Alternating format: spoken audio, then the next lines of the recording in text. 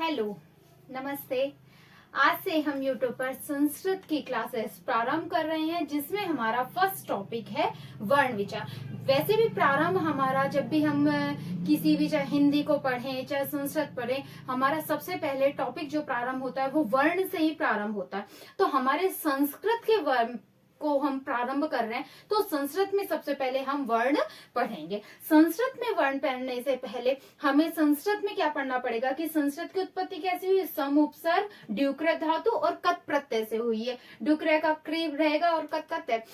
ये सारी चीजें आप, सबसे मेन चीज है हमारा वर्ण विचार। यदि हम टॉपिक पढ़ रहे हैं तो हमें उसमें सबसे पहले हमें माहेश्वरी सूत्र पढ़ेंगे। जैसे आप हिंदी में देखते हैं ना, आपने पढ़ा है क ख ग ए न ए आ ई, वही जैसे आप हिंदी यदि आप ना प्रारंभ करेंगे तो उसका आधार क्या है, आपको वो 12 खड़ी पढ़नी पड़ेगी। इसी प्रकार से यदि आपको संस्कृत पढ़ना प्रारंभ करना है, संस्कृत का आधार तो हमें कहाँ से लेकर चलना पड़ेगा, वर्ण विचार से। और वर्ण विचार में हमें, जैसे आप हिंदी की 12 खड़ी आप पढ़ते आए हैं, उसी तरीके से यह संस्कृत का आधार है माहेश्वरी सूत्र। माहेश्वरी सूत्र ऋषि पाणिनि के द्वारा दिए गए हैं, ऋषि पाणिनि के द्वारा दिए गए हैं। और ये इनकी संख्या कितनी होती है, 14 होती है। माहेश्वरी सूत्रों की संख्या, माहेश्वरी सूत्रों की संख्या कितनी होती है, 14। ये कौन कौन से होते हैं, देखो अ ई उ ण।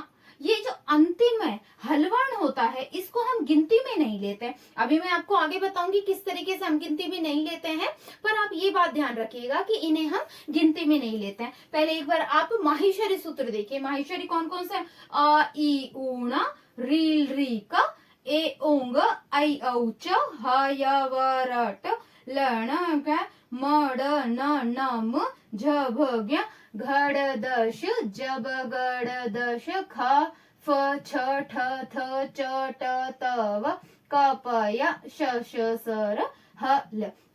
हमारे हमने अभी तक 5 वर्ण पढ़ते आए हैं। हम कौन कौन से पढ़ते आए हैं, आपने हिंदी में भी पढ़े होंगे, क ख ग घ ड़ च छ ज झ न। वो कचट तप, वो जो वर्ग होते हैं हमारे, क च ट त प, ये 5 वर्ग होते हैं हमारे। उन्हीं 5 वर्गों को संस्कृत में माहेश्वरी सूत्रों के रूप से व्यवस्थित किया गया है। अब इनको हम कैसे जानते हैं, देखिए आ ई उ री और ली। मैंने आपसे कहा जो अंतिम हल वर्ण है उसको हम गिनती में नहीं लेंगे।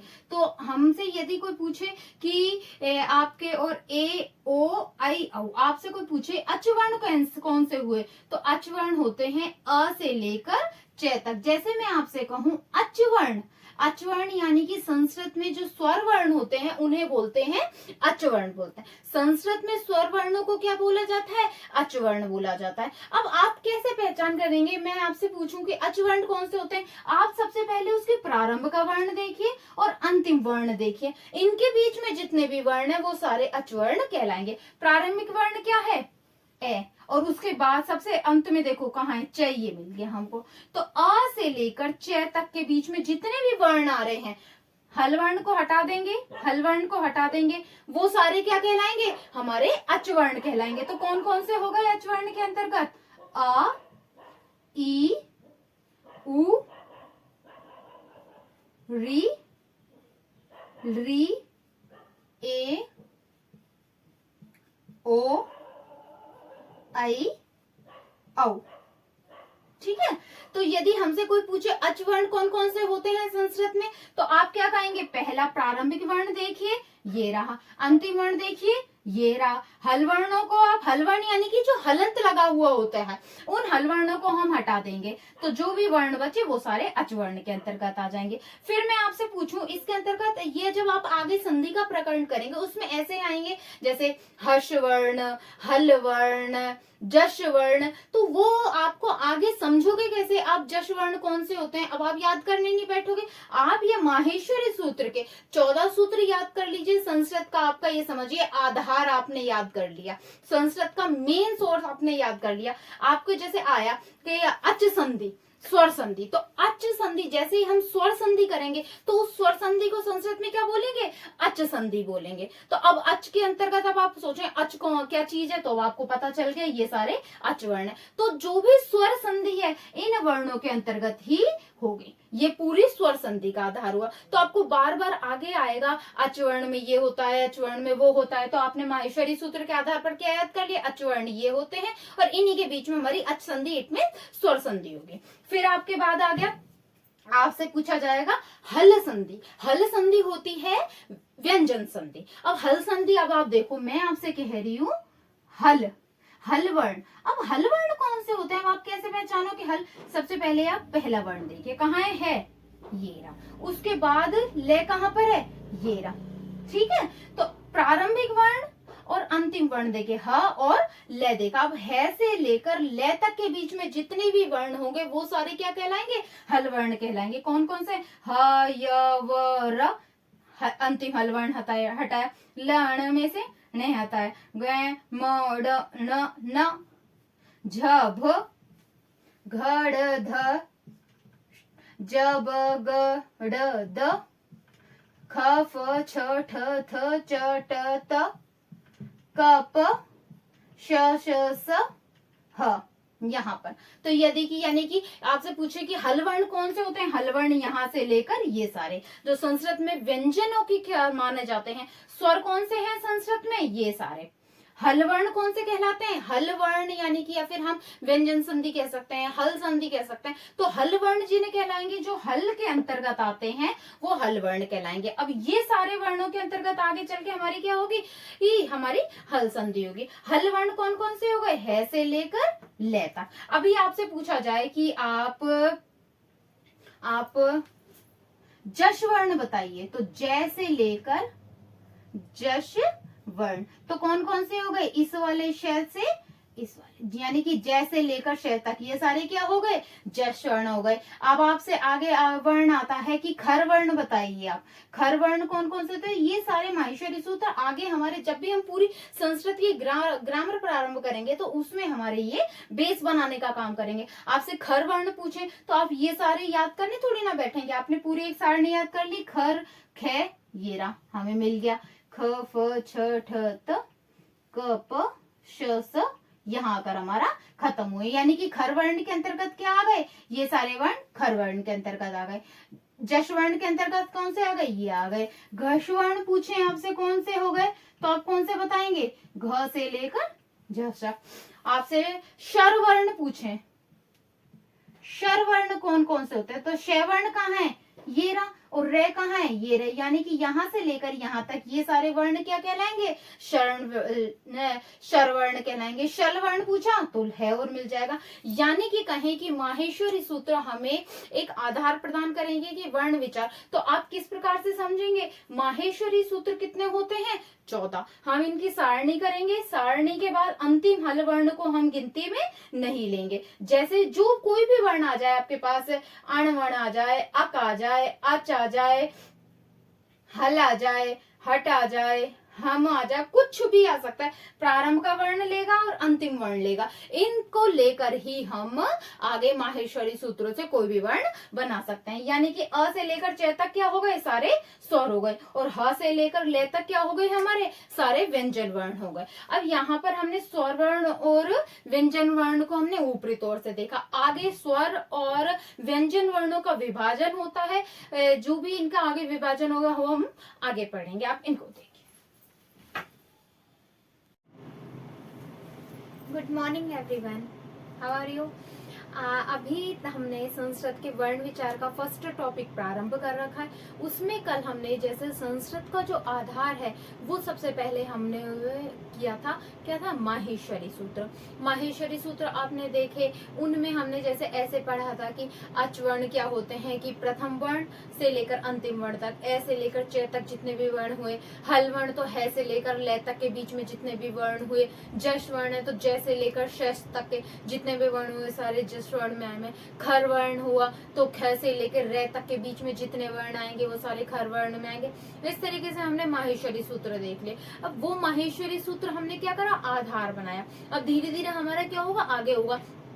कौन से अचवर्ण होते हैं, कौन से हल वर्ण होते हैं। अच मैंने कल आपको बताया था कि अच वर्ण यानी कि स्वर वर्ण, तो संस्कृत में अच वर्णों को ही स्वर वर्ण कहा जाता है, और जो हल वर्ण होते हैं उन्हें क्या बोला जाता है, उन्हें व्यंजन वर्ण बोला जाता है। तो आज हम अच वर्णों के बारे में पढ़ेंगे। अच वर्ण क्या होते हैं, देखिए अच वर्ण क्या होते हैं, जो हमारे ए आ ई वो क्या होते हैं, स्वयं बोले जाते हैं, किसी के उच्चारण के लिए उन्हें किसी की आवश्यकता नहीं होती, तो इसलिए उन्हें हम क्या कहते हैं, ये स्वयं राजन्ते ते अचहा, यानी कि जो स्वयं सुशोभित होते हैं, स्वयं राजित होते हैं, स्वयं उनका उच्चारण करने के लिए हमें किसी और शब्द की आवश्यकता, किसी और वर्ण की आवश्यकता नहीं पड़ती, इसलिए उन्हें अचवर्ण कहा जाता है। और अचवर्ण के लिए क्या यूज ली गई है संस्कृत में लाइन, ये स्वयं राजन्ते, जो स्वयं राजित होते हैं यानी स्वयं सुशोभित होते हैं, ते अचा, वह अचवर्ण होते हैं। चलो, ये वैसे 10th 12th तक के बच्चों की आने वाली नहीं है परिभाषा, बट फिर भी बताना है, ठीक है।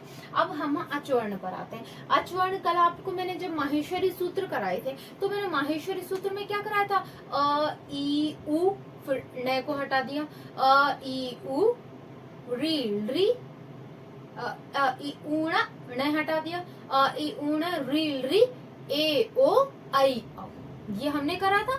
ये मैंने कल आपको बताए थे अचवर्ण होते हैं सर।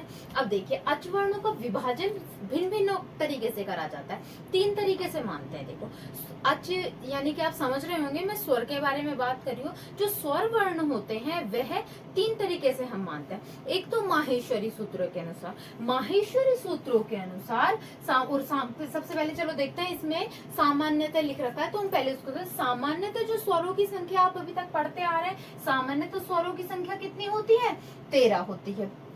कौन कौन सी, ए आ ई उ री री। अब छोटी री और बड़ी री का ध्यान रखना, जिसमें सिंगल राउंड आए वो छोटी री, जिसमें डबल राउंड आए वो बड़ी री होता है, ठीक है। तो छोटी री बड़ी री ए ओ आई ओ, ये सारे तो क्या है, सामान्यतः हम अभी तक जानते आ रहे हैं। अब जब आप संस्कृत में थोड़ा सा गहराई में जा रहे हैं तो उसके बारे में जानते हैं। फिर हम आते हैं माहेश्वरी सूत्रों पर। माहेश्वरी सूत्रों के अनुसार स्वर वर्णों की संख्या होती है 9। कितनी होती है, 9। कौन कौन से होते हैं, अ ई उ, कल करा था हमने, अ ई उ ने, तो वो हल वर्ण था तो उसे हटाना पड़ेगा हमें, अ ई उ ना, री री का, ए ओ आई औ च, ये कल हमने पढ़े थे ना अचवर्ण, जो माहेश्वरी सूत्र करे थे, तो ये अचवर्ण हो गए। कौन कौन से हो गए माहेश्वरी सूत्र, आई ई उ, री री, ए ओ आई ओ, यह 9 वर्ण होते हैं, यह 9 वर्ण माहेश्वरी सूत्र। अब आपसे कोई पूछे सामान्यतः स्वरों की संख्या, आप बताएंगे 13। अच्छा, कब मैं पूछूं माहेश्वरी सूत्रों के अनुसार स्वर वर्णों की संख्या, तो आप बताएंगे 9।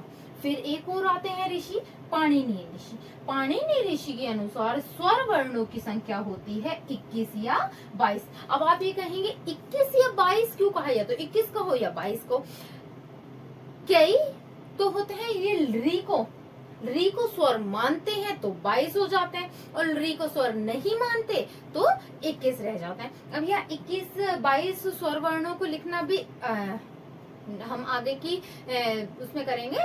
तो आगे अब मैं आपको विभाजन बताती हूँ स्वर वर्ण का। ये 21 से 22 किस तरीके से विभाजित किए गए। स्वर वर्ण में क्या हुआ, ह्रस्व स्वर वर्ण, दीर्घ स्वर वर्ण और होते हैं प्लुत स्वर वर्ण। इनको मिलाकर कितने वर्ण होते हैं, 21 या 22। तो अब हमने पढ़ा सामान्यतः स्वरों की संख्या कोई आपसे पूछे तो 13। कौन कौन से, जो आप शुरू से पढ़ कर। माहेश्वरी सूत्रों के अनुसार स्वरों की संख्या 9। कौन कौन से होते हैं, ये माहेश्वरी सूत्रों के अनुसार। फिर आपसे पूछे पाणिनि ऋषि के अनुसार स्वरों की संख्या, तो पाणिनि शिक्षा के अनुसार स्वरों की संख्या होती है 21 या 22। अब यहाँ पर इस स्लाइड में जगह नहीं थी, तो मैं अभी 21 या 22 कौन से होते हैं स्वर वो आपको बताती हूँ। आप एक बार इसका स्क्रीनशॉट लीजिए।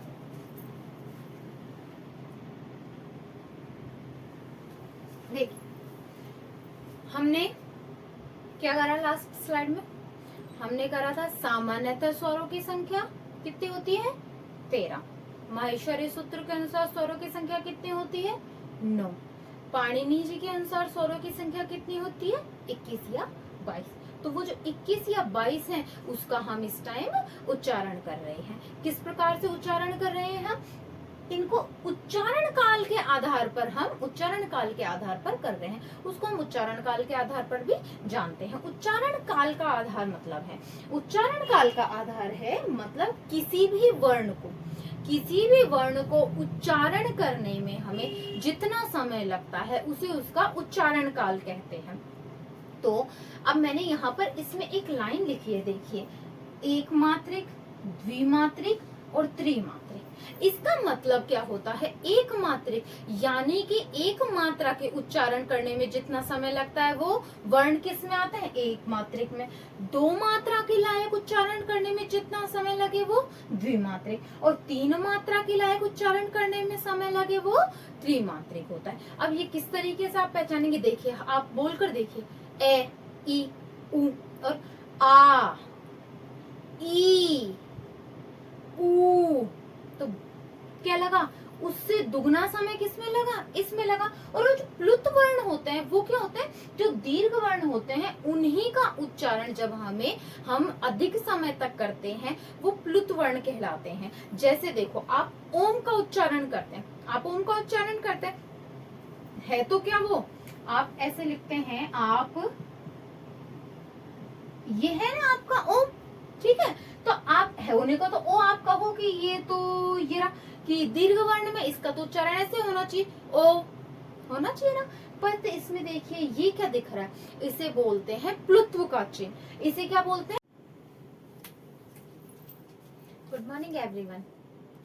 कल हम स्वर वर्णों के बारे में हम लास्ट क्लास में पढ़ चुके थे। अब हमने जो स्वर वर्णों के बारे में पढ़ा था, हमने ह्रस्व स्वर वर्ण और दीर्घ स्वर्ण, पाणिनि के जी के द्वारा जो स्वर वर्ण बताए गए हैं वो होते हैं 21 या 22। तो 21 या 22 कैसे होते हैं? उनमें से हमने स्वर वर्ण पहले, हर्ष स्वर वर्ण 5 होते हैं, दीर्घ स्वर वर्ण 8 होते हैं, प्लुत स्वर वर्ण होते हैं वो 9 होते हैं। वो प्लुत स्वर वर्ण क्या होते हैं? प्लुत स्वर वर्ण होते हैं जैसे जो हर्ष वर्ण होते हैं उनके उच्चारण में जितना समय लगता है उससे दुगना समय दीर्घ वर्ण के उच्चारण में लगता है, और उससे 3 गुना समय हमें प्लुत स्वर के उच्चारण में लगता है। ये तो आप उच्चारण की दृष्टि से पहचान सकते हैं। जैसे एक आपने बोला ए, फटाक से बोल गया हर्ष स्वर वर्ण। आपने बोला आ, उससे डबल समय लगा। और एक आप बोलोगे ओम, आपने देखा है, आप ओम बोलते हो, आप ऐसे बोलते हो, ये ओम, ये ओम है ना, ये वाला ओम, ये है प्लुत वर्ण। ये वाला वर्ण, ये जो चिन्ह होता है, इसे जब दीर्घ वर्ण होते हैं, मैं आपको कल तक लास्ट बता चुकी हूँ, दीर्घ वर्णों के आगे जब यह चिन्ह हो जाता है तो इसे प्लुत वर्ण बोलते हैं। और प्लुत वर्ण अब आप पहचानोगे कैसे? दीर्घ स्वर वर्ण हो और तब तो वो ये है, और अगर दीर्घ स्वर वर्ण के आगे ये चिन्ह लगा पा जाए तो वो किसमें कहलाएंगे? वो प्लुत स्वर वर्ण कहलाएंगे। लिखने में आप ऐसे पहचान लोगे कि यदि यह चिन्ह आता है तो यह प्लुत स्वर वर्ण है। और यदि आपको बोलने में पहचानना है, जैसे आप लोग ओम का उच्चारण करते हैं तो ओम हम इस तरीके से लिखते हैं, है ना? ये कौन सा है? प्लुत्व ओ है, क्योंकि इसके आगे ये वाला चिन्ह आ गया। इसका उच्चारण हम कैसे करते हैं? ओम। मैं तो आपने लास्ट में जल्दी से बोल दिया, आपने ओ का उच्चारण ही आपने कितनी देर करा, यानी कि सबसे अधिक समय तक उच्चारण किया जाता है वह प्लुत्व स्वर वर्ण होते हैं। आपने पहचाना? हर्ष स्वर वर्ण एक मात्रिक, इट मीन सबसे कम समय लगता है। दीर्घ स्वर वर्ण हर्ष से अधिक समय लगता है, आ, ई, ऊ। और वही प्लुत्व स्वर वर्ण होते हैं, उनसे 3 गुना समय लगता है, ओम। आप पहचान गए? बोलने में पहचान लेंगे, और यदि लिखने में पहचान हुई तो ये आप देख ही रहे, स्वर वर्ण, हर्ष स्वर वर्ण ये होते हैं, दीर्घ स्वर वर्ण ये होते हैं। ये तो आप अभी तक पढ़ते आए हैं। सिर्फ एक प्लुत स्वर वर्ण आपको पहचाना है, तो प्लुत स्वर वर्ण में यदि आपको यह चिन्ह दिखाई दे तो वही वह प्लुत स्वर वर्ण कहलाते हैं। अब हमारे स्वर वर्णों का हमारा स्वर कंप्लीट हो गए। आपने स्वर वर्ण पढ़ लिए। हमारे कौन कौन से थे हमारे स्वर वर्ण? हमने एक तो सामान्य स्वर वर्ण पढ़े। सामान्य स्वर वर्ण कितने होते हैं हमारे? 13। माहेश्वरी सूत्र, अब आपसे मैं पूछूं कि सामान्य स्वर वर्ण कितने होते हैं? सामान्यतः स्वर वर्ण आप कहेंगे 13। माहेश्वरी सूत्र के अनुसार स्वर वर्णों की संख्या 9। पाणिनि जी के अनुसार स्वर वर्णों की संख्या या उच्चारण स्थान के आधार पर स्वर वर्णों की संख्या 21 या 22, जो हमने अभी अभी पढ़ी। और माहेश्वरी सूत्र के अनुसार आपने अच वर्ण पढ़े थे, वो वाले थे। और सामान्यतः आ ए आ ई उ री री ली ए ऐ ओ वो इसमें आ जाएंगे। अच जो माहेश्वरी सूत्र के अनुसार हमने अच वर्ण किए थे ना, अ ई उ, फिर क हटा दिया, वो वाली चीज आ जाएगी इसमें। अब हमारे स्वर वर्ण हो जाते हैं कंप्लीट। अब हम आगे आते हैं व्यंजन वर्ण पर। व्यंजन वर्ण हम किस प्रकार से करेंगे? हमारे व्यंजन वर्ण होते हैं, कितने होते हैं सामान्यतः व्यंजन वर्ण? व्यंजन वर्णों को हम बोलते हैं संस्कृत में हल वर्ण। आप सामान्यतः उनको जैसे हम सामान्यतः आप स्वरों को संस्कृत में क्या बोला जाता है? मैंने आपसे कहा था अच वर्ण। जब माहेश्वरी सूत्र कराए थे तो मैंने आपसे कहा था संस्कृत में माहेश्वरी सूत्रों में जो अच कराया था तो मैंने कहा था कि ये अच को ही हम स्वर बोलते हैं। और मैंने जब हल कराया था तो मैंने बोला था इसी हल को हम व्यंजन वर्ण बोलते हैं। वही बात है। तो अब हम हल वर्ण करेंगे, इट मीन्स हम व्यंजन वर्ण करेंगे। तो आपको समझने में परेशानी होगी भाई कौन से हल वर्ण होते हैं, तो आप ध्यान रखिएगा। आपकी भाषा में हम कहें तो व्यंजन वर्ण, अन्यथा उन्हें संस्कृत में हम क्या कहेंगे? उन्हें संस्कृत में हम कहेंगे हल वर्ण। अब हल वर्ण कौन कौन से होते हैं उनके बारे में पढ़ते हैं। हल या फिर हम कहें व्यंजन वर्ण। हल वर्ण या फिर व्यंजन वर्ण। हल वर्ण या फिर व्यंजन वर्ण। अब हल वर्ण या फिर व्यंजन, आप व्यंजन वर्ण को तो आप ध्यान ही मत रखना, आप क्या कहेंगे? आप इसको हल वर्ण कहेंगे। आप डायरेक्ट हल वर्ण ही लिखिए इसको, है ना, हल वर्ण। ठीक है, हल वर्ण। अब सामान्यतः मैं आपसे पूछूं हल वर्ण कौन से होते हैं? कौन से व्यंजन वर्ण आप पढ़ते आते हैं? जो आप अभी तक पढ़ते आ रहे हैं, क ख ग घ ड च छ ज झ न त थ द न, ये सारे हल वर्ण है। ठीक है, तो आपसे मैं पूछूं संख्या कितनी होती है हल वर्णों की? तो सामान्य मैं आपको यही लिखे देती हूँ, सामान्यतः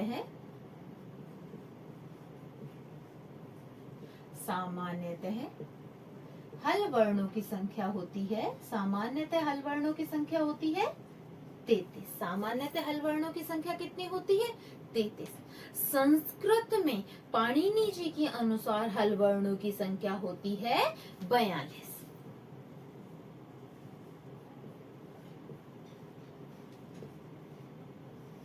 पाणिनि शिक्षा के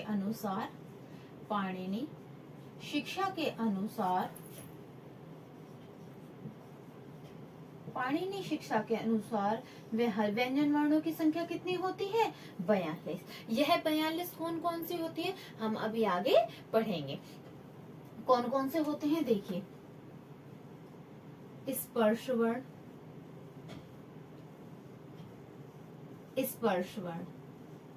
पहले स्पर्श वर्ण अभी मैं आपको कराऊंगी। पहले होते हैं स्पर्श वर्ण, फिर दूसरे होते हैं अंतस्थ वर्ण, फिर तीसरे इनकी संख्या होती है 25, ये होते हैं 4। फिर तीसरे होते हैं ऊष्म वर्ण।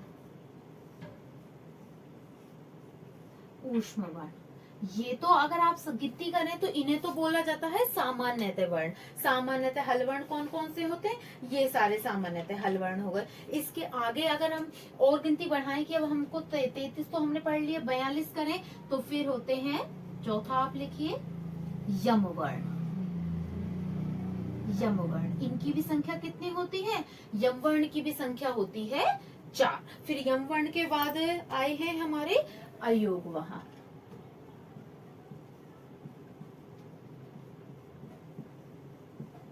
अयोगवह वर्णों की संख्या भी कितनी होती है?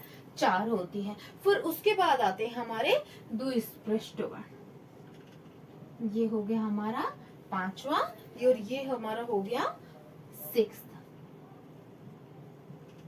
द्विस्पृष्ट, आप ये मत सोचिएगा, अभी मैं आपको समझाऊंगी, इनको विस्तार से बताऊंगी। इन वर्णों की संख्या होती है 1, 4, 4, 8, 12, 4, 4, 16 और 1, 17, 17, 25, 42। ऐसे अगर आपसे सामान्यतः पूछे, सामान्यतः स्वर वर्णों की संख्या, तो यहाँ तक गिनती लेंगे। पाणिनि जी के अनुसार व्यंजन वर्णों की संख्या करें तो हम फिर इनको भी गिनती में ले लेंगे। ये हमारे अभी तक सिर्फ हम सारणी बतौर मैंने आपको बताया है। व्यंजन वर्णों की संख्या अर्थात हल वर्णों की संख्या कितनी होती है? सामान्यतः कहें 33, पाणिनि शिक्षा के अनुसार कहें 42। 33 में गिनती कौन कौन सी आएगी? स्पर्श वर्ण की, अंतस्थ वर्ण की, ऊष्म वर्ण की आएगी। और 42 की तरफ यदि हम बढ़े तो कौन से आ जाएंगे? यम वर्ण, अयोगवाह और दुष्पृष्ठ वर्ण, यह वर्ण और इसके अंतर्गत आ जाएंगे। अब इनको मैं आगे विस्तार से बताऊंगी, आप इसका स्क्रीनशॉट लीजिए।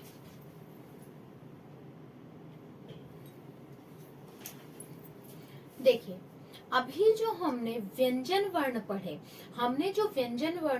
हैं कौन कौन से पढ़े थे?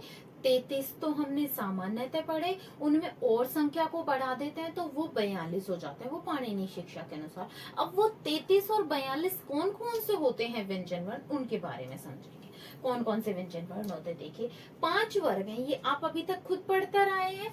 कौन कौन से वर्ण? अभी तक आप इतने बड़े हुए हैं, आप छठी जब संस्कृत पढ़ रहे हैं, छठी, 7वीं, 8वीं, 9वीं, 10वीं आपने पढ़ी है वर्ग।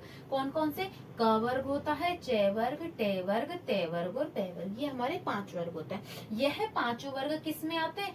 स्पर्श वर्णों में आते हैं। तो कौन कौन से होते हैं? क, ख, ग, घ। मैंने जब आपको माहेश्वरी सूत्र पढ़ाए थे तब भी कहा था अंतिम व्यंजन वर्ण को हम गिनती में नहीं लेंगे। अभी आप इसको क्या कहेंगे? अभी आप इसको गिनती में नहीं लेते। जब आप बोलते तो आप ऐसे तो बोलते ना, क ख ग घ ढ च छ ज झ न त ट ट ड न त थ द ध न प फ ब भ म, ऐसे बोलते हैं ना। तो ये वाली चीज को आप ध्यान रखिएगा। ये अब आपसे कोई भी, चलो अब इसका गोले हटा देती हूँ ताकि आपको ध्यान रहे, ठीक है। ये सारे क्या कहलाएंगे? ये सारे होते हैं स्पर्श व्यंजन वर्ण कहलाते हैं। कौन कौन से कहलाएंगे? ये सारे, ये जो 5 वर्ग हैं जो आप अभी तक अपनी क्लासेस में पढ़ते आए हैं, ये क, च, ट, त, प, ये 5 वर्ग ये सारे स्पर्श व्यंजन में कहलाएंगे। क, ख, ग, ढ, च, छ, ज, झ, त, थ, ट, ठ, ड, ढ, न, त, थ, द, ध, न, प, फ, ब, भ, ये सारे किस में कहलाएंगे? हमारे व्यंजन वर्ण में कहलाएंगे। फिर अगला है 25, इनकी संख्या कितनी हो गई? 25 हो गई। फिर आगे बढ़ते हैं हम अंतस्थ वर्ण। अंतस्थ व्यंजन वर्ण कौन कौन से होते हैं? ये 4 होते हैं। ये होते हैं य, व, र, ल, ये अंतस्थ व्यंजन वर्ण होते हैं। ये आपको याद करने पड़ेंगे कि हाँ भाई स्पर्श व्यंजन, ये तो देखो वर्ण विचार में ऐसा समझने से ज्यादा याद करने का टॉपिक है। अब अंतस्थ व्यंजन वर्ण में यदि यह 5 वर्ग आते तो आते ही, अब आपको ये चीजें याद करनी पड़ेंगी। अगर अंतस्थ वर्ण में ये चारों आते हैं, स्पर्श व्यंजन में ये 5 आते हैं, उष्ण व्यंजन में ये आते हैं, हमारे ग्रंथों में आ रहे हैं तो आ रहे हैं, ये चीजें तो समझने से कहीं ज्यादा याद करने पर निर्भर है। ये वर्ण विचार का टॉपिक, आगे के टॉपिक है जो हम समझने के आ जाएंगे, पर ये वाले। फिर अंतस्थ वर्ण में कौन से हैं? य, व, र, ल। ऊष्म व्यंजन वर्ण में कौन से आते हैं? श, श, स। फिर वही माहेश्वरी सूत्र का रे हटा देंगे, श, श, स, र, हल आए थे ना लास्ट में, तो उसका ले व्यंजन वर्ण और उसका रे हटा दिया, तो क्या बचे हमारे पास? श, स, स और ह, ये हमारे ऊष्म व्यंजन। यदि आपसे कोई पूछे सामान्यतः आप व्यंजन वर्णों का विभाजन करिए तो आप ये विभाजन करेंगे। 25 ये 4 अंतस्थ वर्ण और 4 ऊष्म वर्ण। अब आगे हम पाणिनि जी की शिक्षा के अनुसार आगे बढ़े, फिर हमारे और क्या आ जाते हैं? यम वर्ण। ये संख्या कितनी होती है? 4। कुम, खुम, गुम, घुम। अब आप ये कहेंगे यम वर्ण क्या होते हैं? जब इन चारों वर्ण क, ख, ग और घ, इनका द्वित्व उच्चारण होता है, तो द्वित्व उच्चारण का मतलब क्या होता है? द्वित्व उच्चारण का मतलब है 2 बार इसका जब उच्चारण किया जाता है, जो दूसरे नंबर का वर्ण होता है, इसमें देखो ख का 2 बार उच्चारण हो गया, तो दूसरे नंबर का जो वर्ण है ये यम वर्ण है का 2 बार उच्चारण हो गया। इसमें कोई भी जितने भी हमारे स्पर्श व्यंजन हैं, ये इनके जब उच्चारण होंगे, यदि इनका जब उच्चारण 2 बार होता है तो दूसरे नंबर वाला व्यंजन वर्ण यम वर्ण कहलाता है। यहाँ मैंने सिर्फ ये बताए हैं कितने भी वर्ण हम इनको इसके अंतर्गत ले सकते हैं, परंतु गिनती में माने जाता है वो ये 4 ही माने जाते हैं।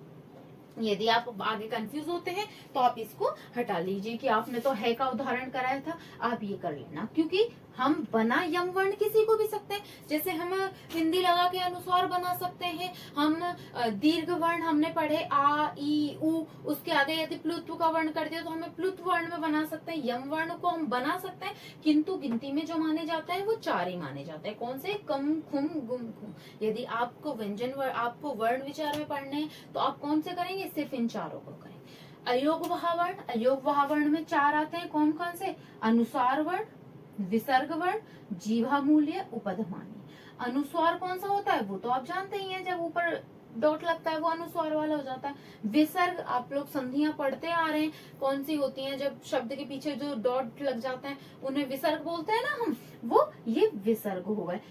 जीवा मूल्य, ये इस तरीके का आपको जब चिन्ह दिखाई देते हैं क और ख में तो वो जीवा मूल्य वर्ण होते हैं, और प और फ में जब आपको इस तरीके के चिन्ह के साथ पे और फे दिखाई दे तो वो जी उपधमानीय वर्ण कहलाते हैं। अब इसके अलावा अब आप काउंटिंग करिए, 25, 26, 27, 28, 25, 26, 27, 28, 29, 30, 31, 32, 33, 34, 35, 36, 37, 38, 39, 40, 41, 41 हो गए। अब 42 बताए थे मैंने, एक रह रहा है, एक कौन सा रह रहा है? देखिए यही मैं कर देती हूँ।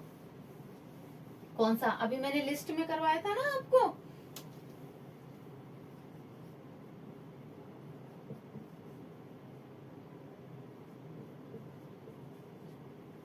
द्विस्पृष्टम वर्ण, या फिर इसको हम इसको वैसे तो द्विस्पृष्ट वर्ण या फिर अथवा इसको हम अवग्रह वर्ण भी कहते हैं, या फिर इसको हम अवग्रह वर्ण भी कहते हैं। अवग्रह तो आप लोग जानते हैं, अवग्रह का चिन्ह क्या होता है? ये वाला। और इसका कैसा होता है? देखिए ये जो ले का उच्चारण होता है इस तरीके से होता है। ये हमारे जो वैदिक होते हैं ग्रंथ वगैरह में, उसमें इस तरीके के लय का ये उपयोग किया जाता है। इस तरीके का लय उसमें किया जाता है, यहाँ नहीं किया जाता। हम सामान्यतः अवग्रह को ही प्रयोग में लेते हैं हमारी पढ़ाई के अंतर्गत। तो आप एक गिनती में मानिएगा, इसकी गिनती क्या होती है? 1। अब हमारे हो गए 42। कौन कौन से हो गए? 25 तो हमारे स्पर्श व्यंजन हो गए, ठीक है, जो भी मैंने यहाँ करे थे। अंतस्थ वर्ण हमारे कौन कौन से थे? 4, य व र ल। ऊष्म व्यंजन वर्ण कौन से हमारे? श स स ह। यम वर्ण बना सकते हैं हम, किसी भी वर्ण को द्वित्व करके यम वर्ण बना सकते हैं, किंतु यदि सामान्यतः हम गिनती में लेते हैं तो इन 4 वर्णों को लेते हैं। कौन कौन से 4 वर्ण है? कुम खुम गुम खुम, ये 4 वर्ण है।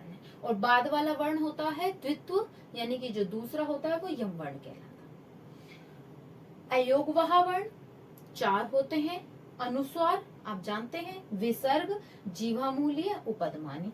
द्विस्पष्ट ये वाला चिन्ह हमारे वैदिक ग्रंथों वगैरह में जो पढ़ते हैं हम उनमें आता है। सामान्यतः हमारे पढ़ने में ये वाला चिन्ह आता है। अवग्रह लौकिक, जब हम पढ़ाई करते हैं लौकिक हमारे किताबों में ये वाला अवग्रह का, अवग्रह तो हम जब हम संधि वगैरह करते हैं उसमें भी अवग्रह चिन्ह बनाते हैं, तो ये वाले इस वाले चिन्ह से तो आप परिचित होंगे। ये हमारे व्यंजन वर्ण होगा। अब हमारे स्वर वर्ण और व्यंजन वर्ण, इट मीन्स हमारा वर्ण विचार हो गया है। 8वीं 9वीं की किताबों में एक चीज और दे रखी है, ये व्यंजन वर्ण और स्वर वर्ण तो हो गए, उनकी किताबों में एक चीज और दे रखी है, वर्ण विच्छेद और वर्ण संयोजन। वर्ण विच्छेद और वर्ण संयोजन। वैसे तो मैं आपको क्लास में भी ये चीज करा चुकी हूँ, फिर भी आप देख लीजिए यहाँ पर, जैसे नाविक, अब आप देखिए मैंने जब आपको स्वर वर्ण बताया तो न में किसका स्वर मिला हुआ है? न किसका स्वर मिला हुआ है? आ का। वे और किसका स्वर मिला हुआ है? किसका मिला हुआ है? छोटी ई का।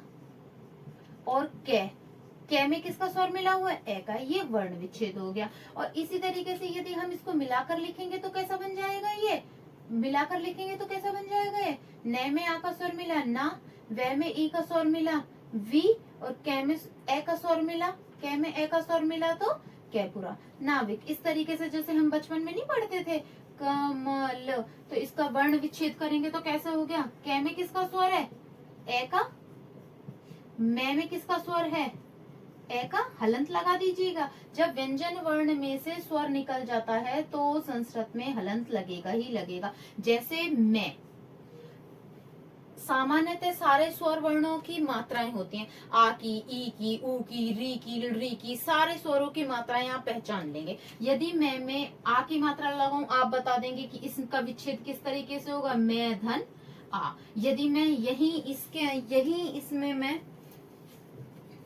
इसमें मैं मी कर देती हूँ तो आप क्या कहेंगे, इसमें ई का स्वर है। यही इसमें यदि मैं, तो आप क्या कहेंगे, इसमें मैं है और बड़ा हुआ है। इस तरीके से आप विच्छेद कर देंगे। बस एक ए का स्वर ही ऐसा है जिसकी मात्रा नहीं होती। यदि आपको संस्कृत में कोई व्यंजन वर्ण दिखाई दे और यदि उसमें हलंत नहीं है, और तो इसका मतलब क्या है, उसमें कोई ना कोई स्वर है।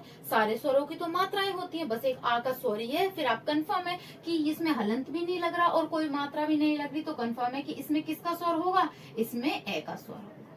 आप आगे पहचान लीजिएगा वर्ण विच्छेद और वर्ण संयोग। ये और आपकी 8th 9th की बुकों में दे रखा है, तो मैंने आपको वर्ण विच्छेद और वर्ण संयोग भी करा दिया। ये आप बचपन में करते आए हैं। शब्दों को अलग करना, व्यंजन को अलग करना है और स्वर को अलग करना है।